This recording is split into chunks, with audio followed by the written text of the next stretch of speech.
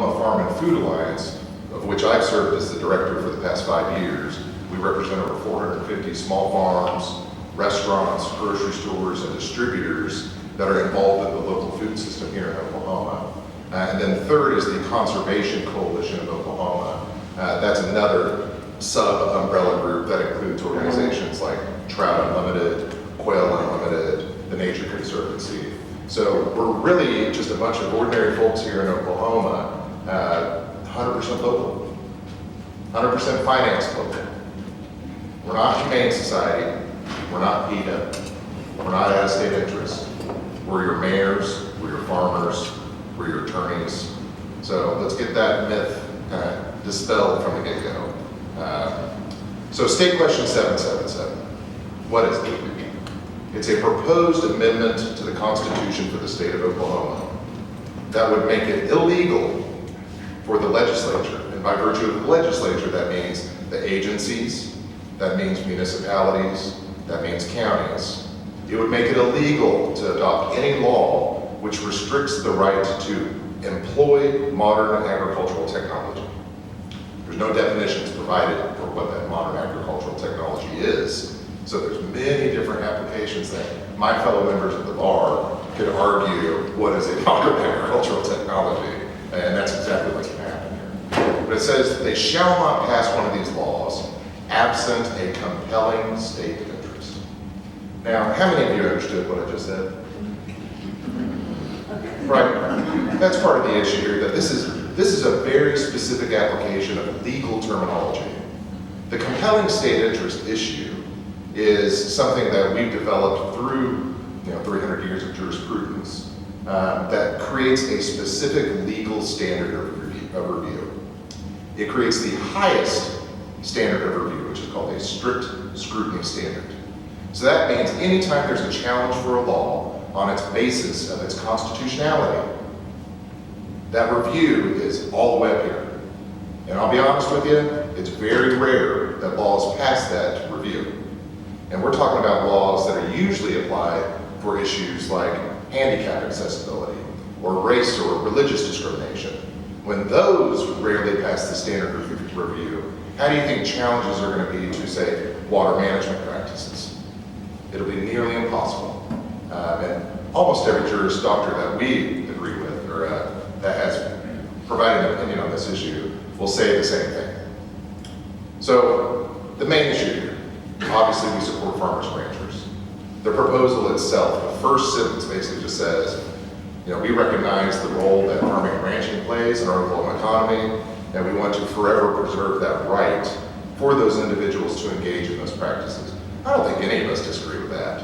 And I think that's pretty clear. In 2012, there was a right to hunt and fish constitutional amendment that was adopted by the Oklahoma legislature and then us by a vote of the public. The major difference between those two, though, is that critical second sentence, that the legislature shall pass no law absent a compelling state interest. And the right to hunt and fish constitutional amendment, it specifically said, the right to hunt and fish shall forever be guaranteed, subject to the right of reasonable regulations. So they're very different proposals, and especially legally, they're very different impacts. So we'll just kind of address it from there.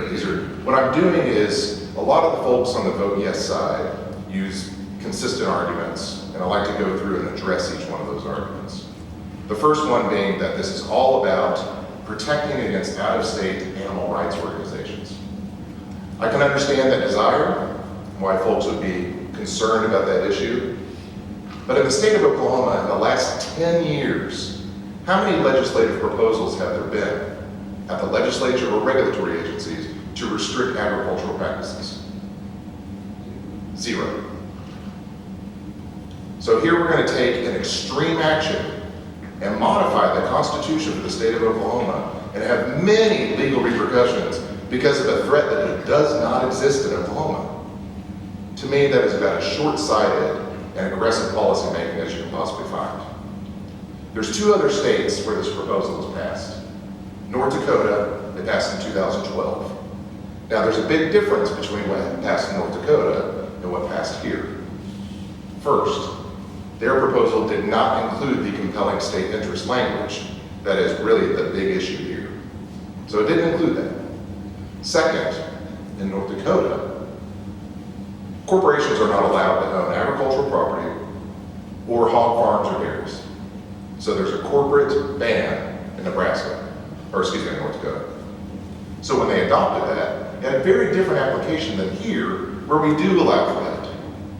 In fact, in the state of North Dakota, just this year, the interest that passed their version of Right to Farm pushed for another proposal to allow for corporate ownership of hog farms and dairies, and it was rejected by the citizens of the state of North Dakota. So the two, you can't really compare. It's not apples to apples, it's apple to cranapple. Just a slight variation. In Missouri, for example, though, this past last year, went to a recount because it was such a tight vote. Again, compelling state interest, not the big language. So it has a separate application to what we're seeing here.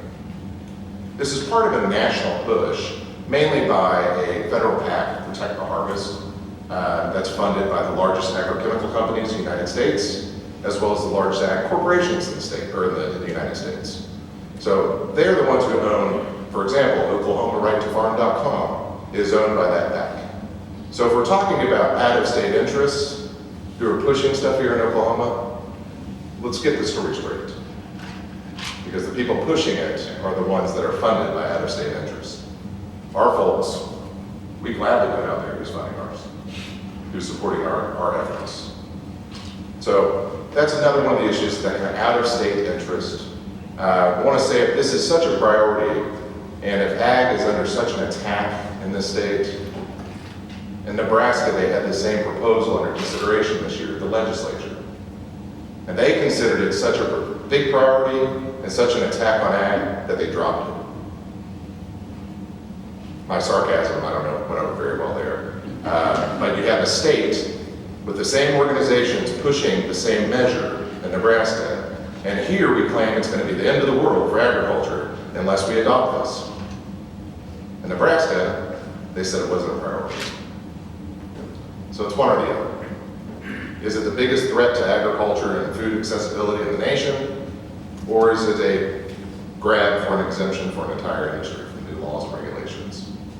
We very clearly view this as a push by one industry, and this could be any industry. If it were the oil and gas industry, if it were the concrete industry making a same request for a blanket exemption from new laws and regulations, we would oppose it out of sound policy development. No industry should be granted special treatment under the law that no other individual nor industry enjoys here in the state of Oklahoma. It's unparalleled. No one else is granted this right.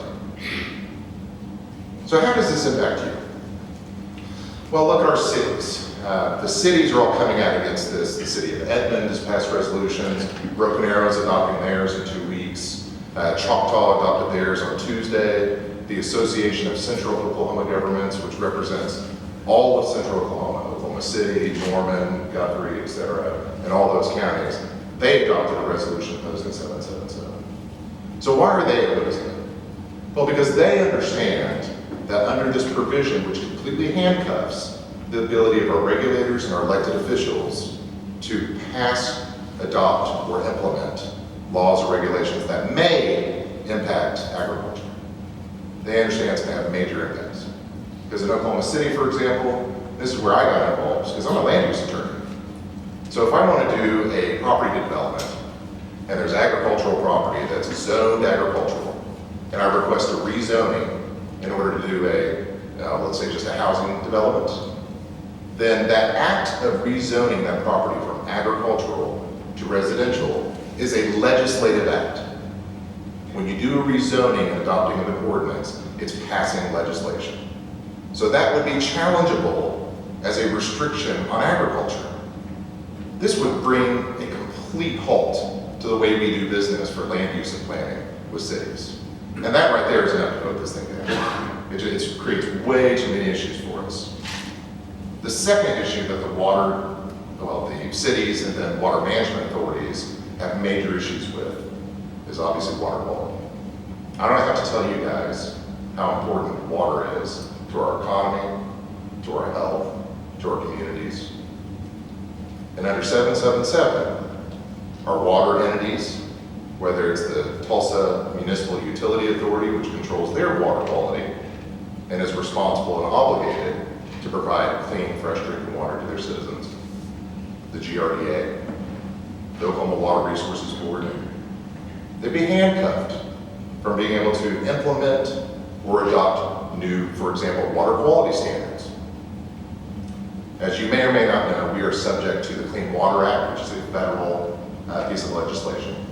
And our local and state entities have the obligation to implement those rules and laws. What that means is that every so many years, those agencies in our state legislature have to adopt new water quality standards because they change. As science changes, as we recognize what's going into our water systems, we recognize that there should be different levels. So every so many years, we have to adopt these new standards. Under 777, those would be challengeable because some of those standards address non-point source pollution or agricultural runoff. So it would be directly appealable under 777. So our agencies and our legislature would not be able to comply with federal law, which is required in order for us to run these programs. So if we're unable to do that, who steps in if we're unable to do it? The EPA, the feds. I think most of us would agree that we really would prefer to have local control over these issues. I know that our cities, our counties, and our agencies would prefer that. But this act itself, by its very writing, jeopardizes our ability to have that compliance and to be able to look after our water quality. You all are very familiar with the water quality damage we've seen from some of the runoff from fertilizer application or some of the chicken application. You know, the city of Tulsa was in 16 years of litigation over this. 16 years.